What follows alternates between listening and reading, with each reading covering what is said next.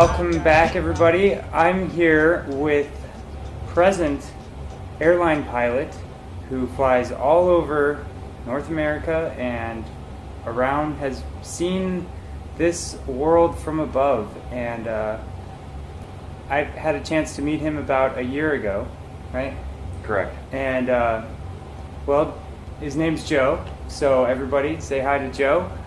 The reason his face is blurred out is because he is currently a pilot, and this would be a conflict of interest. Correct. Yeah, we're all of our companies make us sign an agreement where we're not allowed to speak to any media and any questions. Actually, any pilot has presented to them in the United States by any media organization needs to be directed to our company spokesperson and or union representatives. Basically, they don't want any of us talking to any media about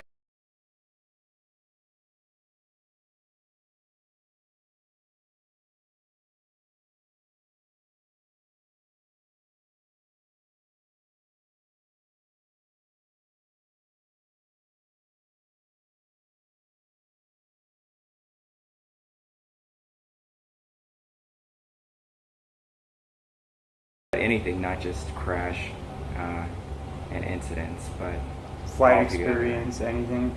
Correct. Which is kind of interesting, wouldn't you say? Seems that's a pretty good wall of defense to keep anything that you might be seeing out there in the air. What an airline pilot thinks of what this Earth looks like. So you've been looking into the flat Earth concept for how long?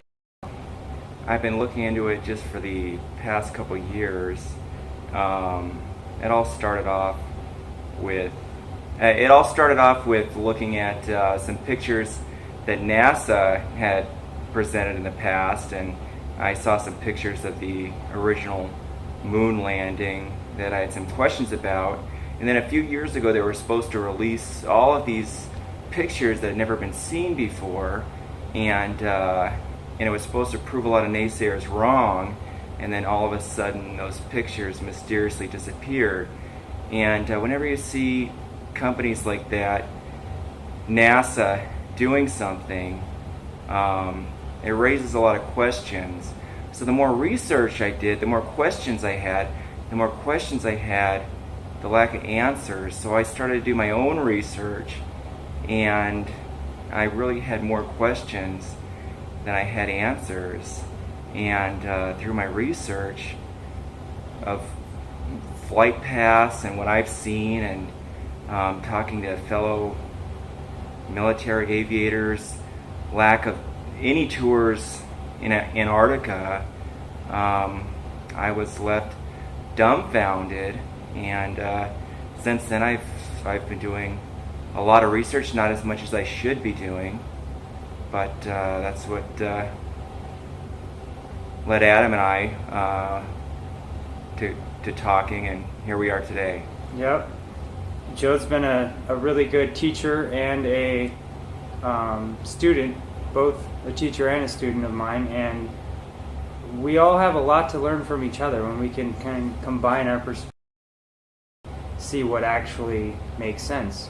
What do you think drives you? You said a minute ago that you're maybe not doing as much research as you wish you were. What is it that drives you to want to know more? It seems like so many people are just content with not knowing.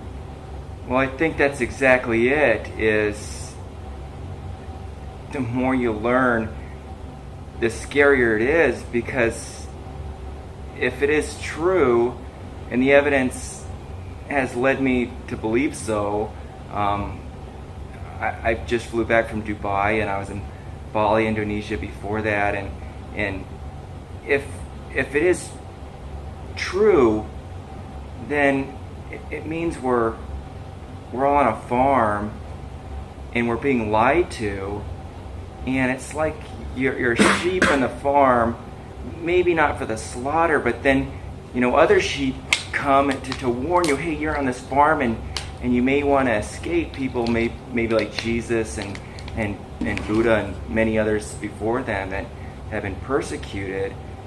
And if it's true, we need to find out and listen to these people like Adam that find a way out. Maybe not a literal way, but through love or something. And that's what I'm searching for the answers for. You have any questions that maybe you've asked me in the past, or that you haven't thought of yet, or you're thinking of now that you think might help bring clarity? Well, the biggest question is the question that I had today is what can we do about it? Because, like I said, I feel like we're all trapped here and we're being lied to about multiple things, and whoever is in charge, like I was telling Adam, if it's whatever you want to call it, if it's the Illuminati or bankers or Zionists, is, what can we do? Can we lead an expedition through Antarctica? Is it through love? Is it through going within ourselves? Is it maybe like Buddha found some sort of harmony? Is my biggest question is it's not the facts, it's what we can do as individuals to, what are we supposed to do? And I think we've been given guidance, but not in the past 100 years, by a figure like Christ or Buddha. So kind of all in here on this adventure by ourselves. So that's my question is, what can we really do for ourselves to I don't know if escape's the right word. Definitely. I think that's a question a lot of people have. Like, does making a YouTube video about it even help? Does bringing awareness to the problems actually help? Or does kind of recognizing the problems and then focusing on the solution, is that more in alignment with what we can do? And I think I kind of tried to attempted the answer to that earlier, but I feel like it is something that we have to reach within, because whenever I've had any problems in my life, the longer I spent focusing on the problem, being like, damn it, or, this thing screwed up on me, or, just staying in that place of, here's the problem, it blocks me from the place, which is always, okay, this has happened, and now I have to deal with it, and, I'm worth trying to make this better. And it's from that place, which sometimes it doesn't even look like it is, but it's love. That's how I see it, that we actually can solutions to all the problems within ourselves, and it's really maybe more of a matter of perspective than actually changing the world, but maybe changing how we see the world. I first got into Flat Earth like 2 years ago, and probably about the same time you first heard of it.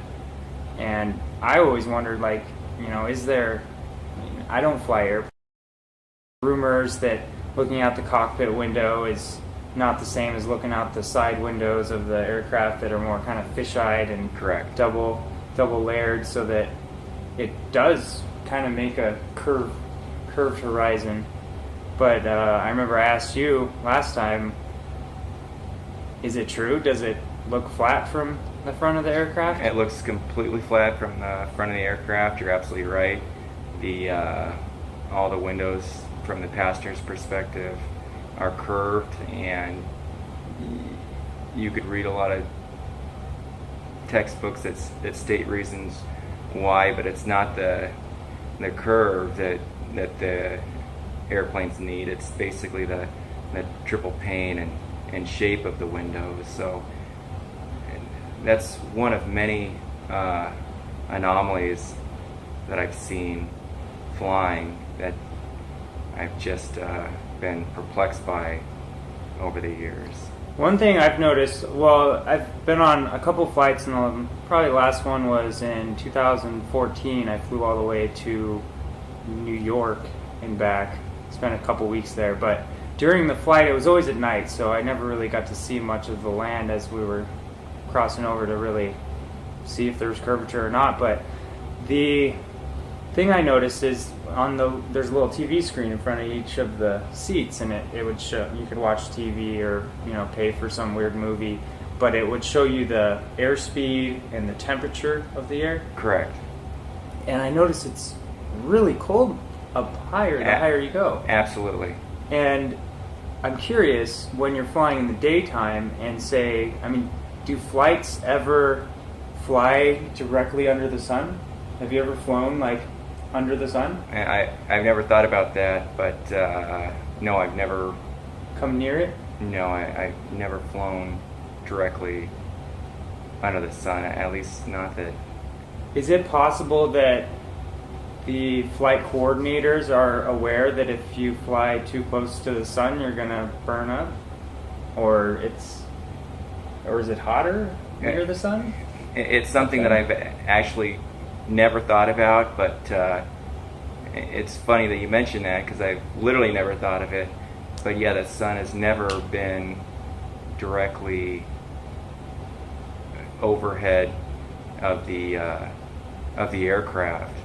One thing that I've thought about though is, let's say you're flying, the average commercial aircraft flies at about 38,000 feet, which up there the temperature is about negative 50, maybe negative 60 degrees. We always use Celsius. At that temperature, it's about the same as Fahrenheit. And one of the examples that they use where you can't fly over Antarctica, it's on a little bit different topic. Do you mind if I just briefly say this? Temperatures are so extreme, but the temperatures are so extreme at every altitude that we fly at, and we're always flying around thunderstorms and supercells. And once I heard that the argument of these extreme temperatures, you can't get more extreme temperatures literally than what we fly. And ice can't freeze. Ice past negative 30, it can't gather on the aircraft. So once you're flying at that altitude in those extreme temperatures, you're not worried about any ice accumulation, any ice ingestion in the engine. So the argument that you can't fly over Antarctica due to the extreme weather conditions is just a complete lie. Like I said, I've never thought about the sun thing, but I've thought about the zero flights over Antarctica, and that's led me to more questions. But I'll definitely have to look more into the sun. I've never seen overhead. I know a lot of flat earthers know about how the moon and the sun appear to be the exact same size from our visual perspective. I've seen moon rises that look like sunrise when the sun was supposed to be on the other side. I've seen so many anomalies in the course that's led me to where I was. That's when I run into Adam, and he was just such a wealth of knowledge of words and etymology of words, and really an amazing figure. That's why I've agreed to do this interview, although thanks, buddy. It's probably definitely put my career at risk. Absolutely. And that's why I've done what I've done with this face here. And you can't see it, so hopefully we keep him safe in the sky there as our eyes in the sky. And I really appreciate you going out on a limb for humanity, really, is what you're doing it for, and for yourself to make your world a better place. But yeah, I think this might be one of the things that, it seems to me one of the things we can do is talk to each other and bring awareness to what the truth is, because they say the truth sets you free, but they don't usually mention it scares the shit out of you first. So another question I want to ask you about the sun is, I've seen video from airplanes where the sun, from their perspective, appears beneath them. Have you ever witnessed that, or have seen those videos, or what's that? Maybe it's far enough away, I can imagine, but I'm not sure if I exactly understand the question in terms of it. like you see clouds. Maybe I'll show a clip on here, but I don't know if you've seen it, where you see the light from what appears to be the sun coming through clouds from off in the distance, like on the other side of those clouds, not way up in the sky. Oh, in terms of it setting and it's Yeah, it could be like towards sunset time. I would imagine it would have to be in order for it to even be possible to do that. But you haven't seen any of those videos, or I'd have to look at the videos, but I've seen multiple times where the sun's beneath me. I've never seen it where it's directly over the ground or something like that. But yeah, I guess I'd have to. I mean, like off in the distance. Oh, off in the distance, plenty of times, yeah, where you're higher than the apparent sun. Than the apparent sun, absolutely. Have you done any research into refraction? I have not, no. Okay. Well, have you heard of Rob Skiba? I have not. Rob Skiba is a lot bigger channel than I am, but I copied one of his models of an experiment. I'll send you a link later so you can see it. But basically, I take a table, and there's I use my phone as the perspective point, and then I have a little drawing of the sun that moves across the table, and between the two, I put a refractory sheet, basically a magnifying sheet that you get out of like a daily planner. And as you move the sun away from that refractory sheet, it appears to set below the apparent horizon, but you move pull the refractory sheet out, and it's still right there on the table, showing possibly explaining how the sun could set on a flat Earth when common sense might make you think if the Earth is flat that you would just see the sun all the time because it's so high up. But they say, or not they say, my eyes tell me that the light bends up at a certain distance away, and it doesn't travel forever like we're taught in the geocentric model, and we're given the equations for the speed of light, that it's astronomically fast, and it might as well be instantaneous here on Earth because it's only 25,000 miles around the Earth. One thing that I can say in an anomaly that I've seen, I know what refraction is. I haven't studied it in depth. One thing that I have noticed flying that has completely blown my mind is the sun rises in the east and sets in the west, and there's been plenty of times where we've been flying eastbound late at night. We do a lot of red-eye flying where you leave at 10 o'clock at night and then land at 6 in the morning, but where the sun is set, and you would actually, where it's just set on the other, set in the west, and then you see a little glimpse hours later on the east, where I'd ask the other pilot, I'd say, is that the sun rising? Is that a moonrise? And then it would dip back below.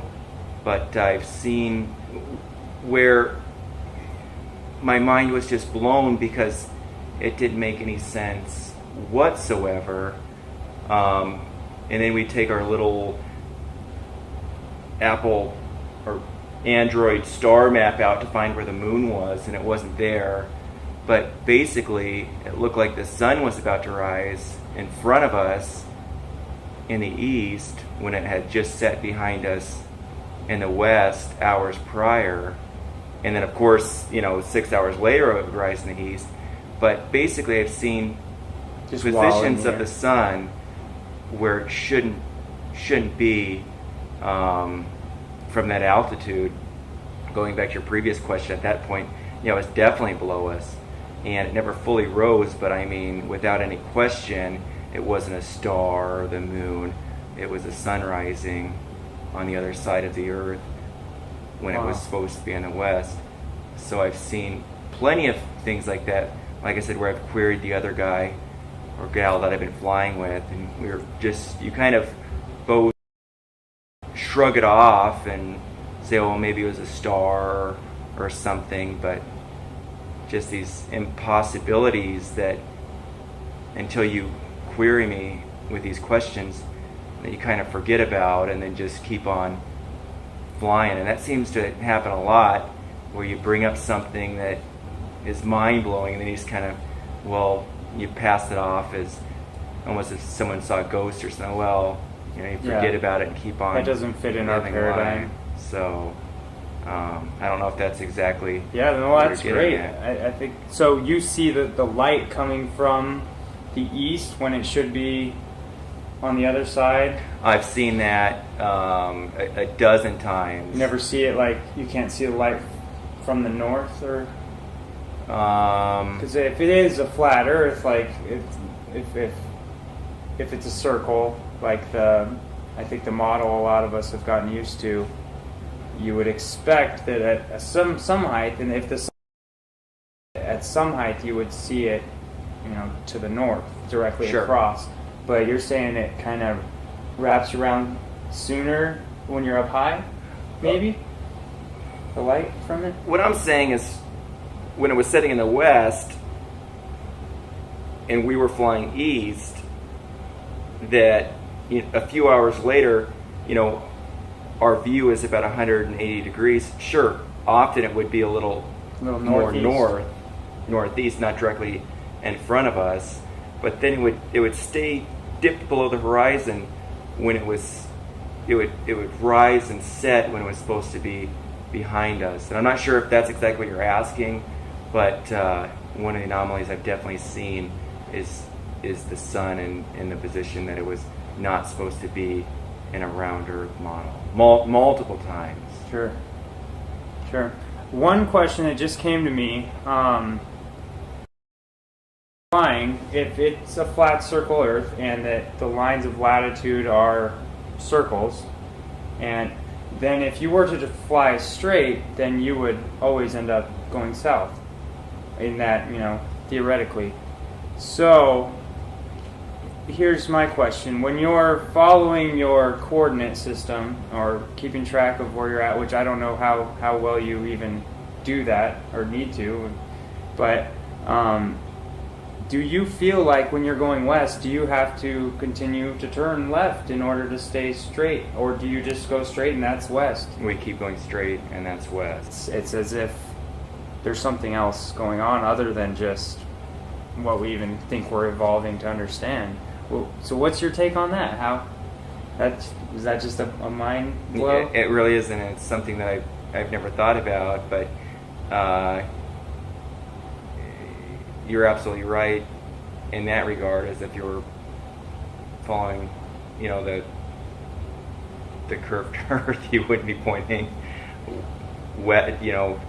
due west and ending up in another location. Like you said, you'd be doing multiple turns.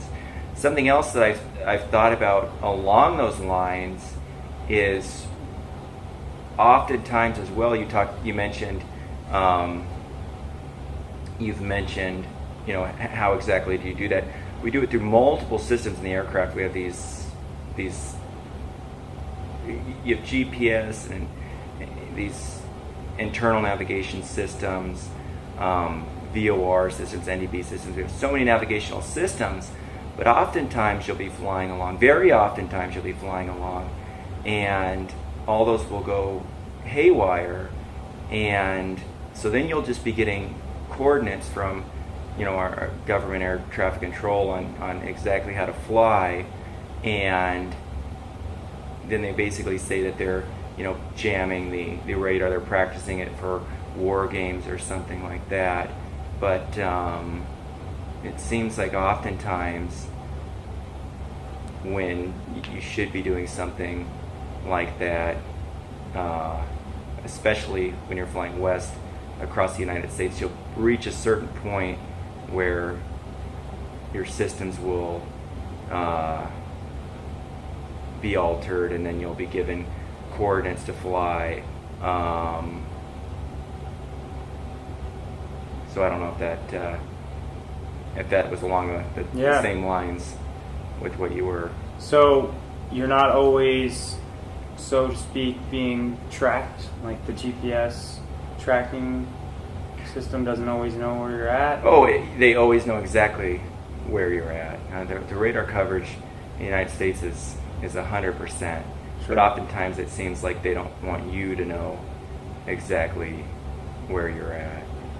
And so is it ever difficult to tell? I mean, you have the windows, you just look out and see, and once I know when I take, like, the first time I drove all the way to Flagstaff, it took like 2.5 hours, but it felt like 10 hours because it was all new to me. And then the second time, it goes faster and faster each time as you get more used to the road marks and the road, the things along the way that you see. Is it kind of like that with flying? Like, you're like, oh, I remember that? Or do you kind of always see new things? No. Oftentimes it's both. Sometimes you'll fly over the Grand Canyon and recognize that, or a certain landmark in the ground. But oftentimes they'll vector you a certain way. But yeah, the vast majority of the time, I would say, you'll recognize similar landmarks along the route of flight. Okay. If that answers your question. Yeah. All right. Anything else you want to put out there? The things you've seen, that maybe other questions you have from your experience? How many hours of experience do you have in the air? I've been commercially flying for the last 12 years. I've worked for 3 major airlines in the United States that I'm sure everybody's heard of. I've met pilots in the military, pilots in New Zealand, and especially when you talk to pilots in New Zealand, that's where you get the most questions that they don't even have answers to, because some of your shortest routes should be over Antarctica and they're not, and they have questions. And as I was telling Adam one time before, is a lot of times you present these questions, they just don't want to talk about it, or you raise something and it just, they get uncomfortable. It would be like asking somebody a question about what some theory on another nature, or you ask a pilot about something abnormal about 9/11 or something. As soon as you bring it up, they kind of get uncomfortable, and maybe they start thinking about their career or job, and they don't want to be grouped into that category. So a lot of times you meet people that have questions.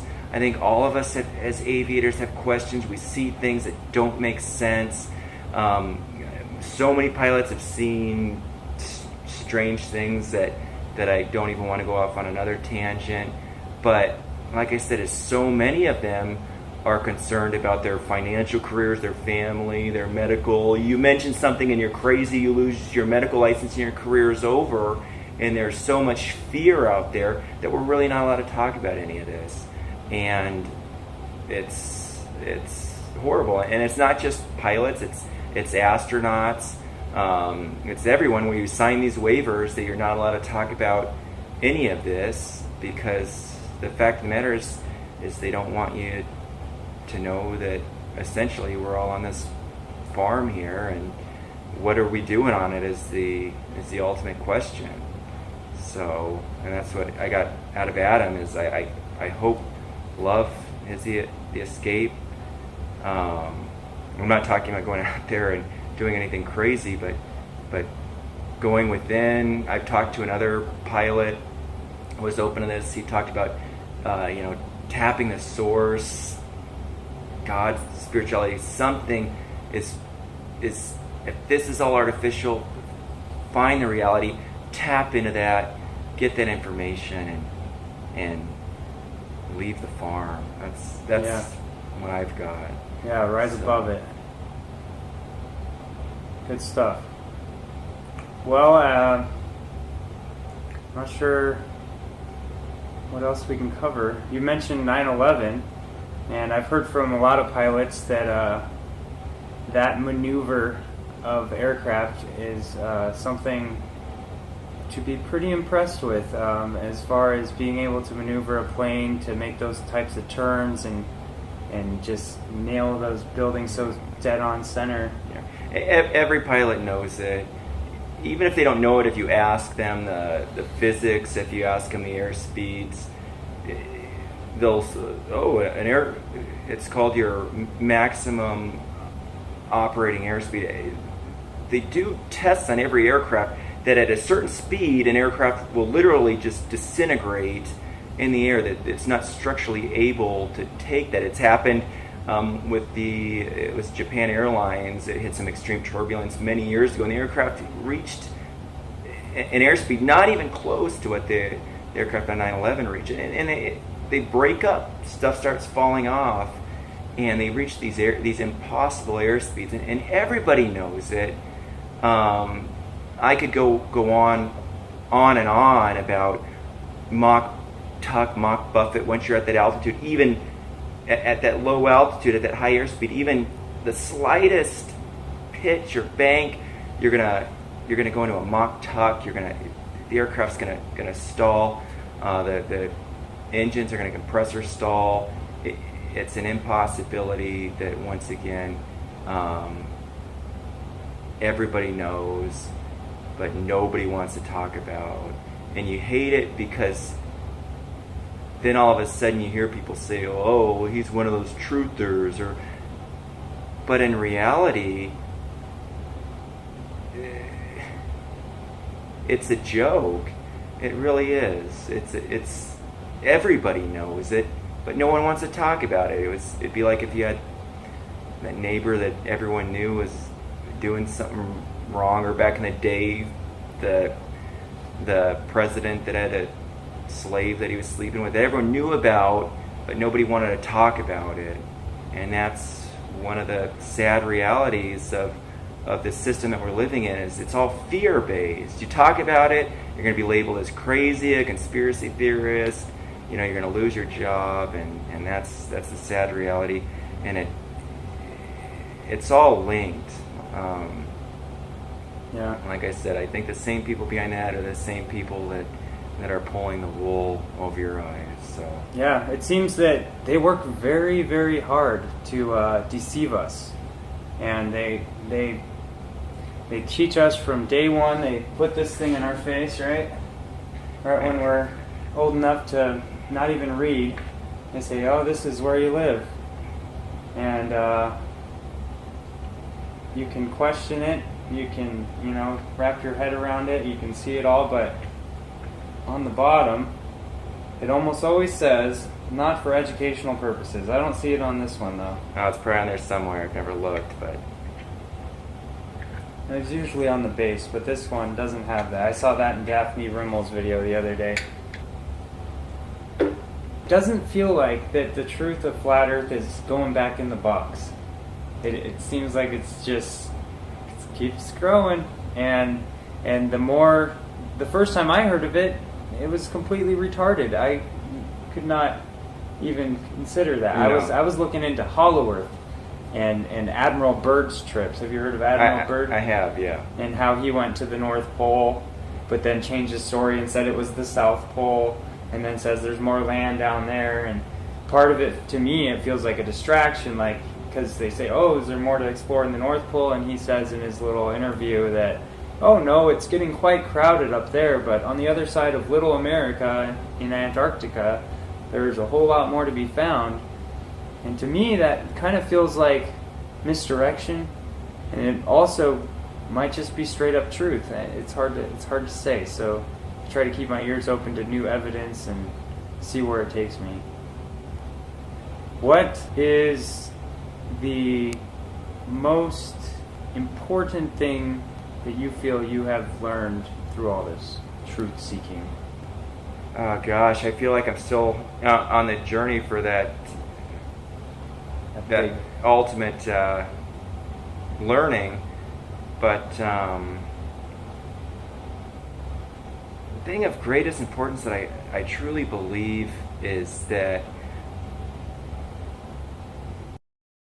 we're all connected, and two, what they want us to believe is that we're so insignificant, that we're just this tiny little earth floating in this vast universe, that you don't mean anything, your life doesn't mean anything, and that's part of enslaving somebody. If anyone else were to do that, if you were to kidnap a child and do that, and you're meaningless, you're worthless, that person would be locked up for verbal abuse or torture later on. But they're trying to teach this religion of that you have no meaning, you have no purpose, that your purpose is just to make money and to work and to consume and to go in this vicious cycle.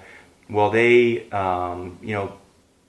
blame Muslims for wars that the United States has created. Libya, I've been there, was just fine before we overthrew Gaddafi. Syria was just fine before we intervened. Iraq was just fine. Sure, they had some cruel leaders, but we've had some the same. But they're creating this chaos in the world. We're worshiping these celebrities. Like I talked to him, I was listening to that Katy Perry song on the radio that talks about how we're all living in a bubble. There's these messages all around us where they try to make us seem so insignificant, but we're so much more than that. And that's the journey that I'm on, is to find it. I think Jesus found it. I think Buddha found it. I think many other people have found it. And I think that that's really what we need to learn and find, is that you're more than that. There's so much more out there. And is the answer literally on the other side of Antarctica, past that ice wall? Once you get out there, is it like literally a sheep that escaped from the farm, and now all of a sudden you're in the way you're supposed to be? Is it literally? Is it metaphorically? Is it spiritually? That is the ultimate answer. But the biggest thing that I've learned is that it's one of those, and that this isn't it. We're not just some nobodies here. We are everything. This couch is here because we see it. We are it. Light shines on it, but we perceive it, and that's what we are. We are everything. We are all knowing, all powerful, and I could go on and on. Yeah, man. But that's the most important thing that I've learned, and Me too. Well, it's been a great interview. oh, absolutely. I appreciate your time. So I know then- you're a busy man. You probably got to get back on the plane. Absolutely. This really is a wonderful man.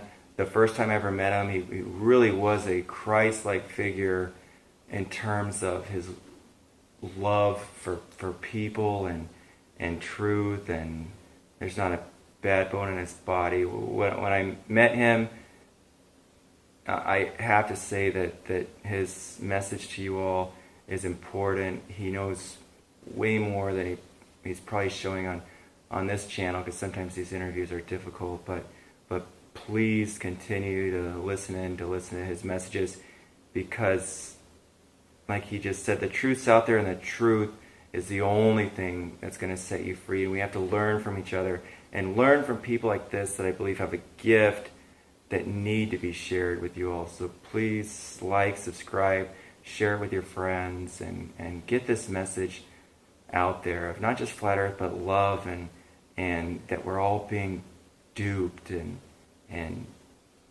the real answer's out there, and he's closer to it than I am. I'm just a person flying out there that sees a bunch of stuff that doesn't make any sense, and knows for a fact that we are being lied to. So all I have to say. So it's been a Thank you. pleasure, and thanks for having me on your channel. And I hope it doesn't mess with my career. But I guess if it does, then it'll even prove it further that it all is one big lie. So thanks for your time, and it's been a No fear. great experience. Yes, sir. Awesome.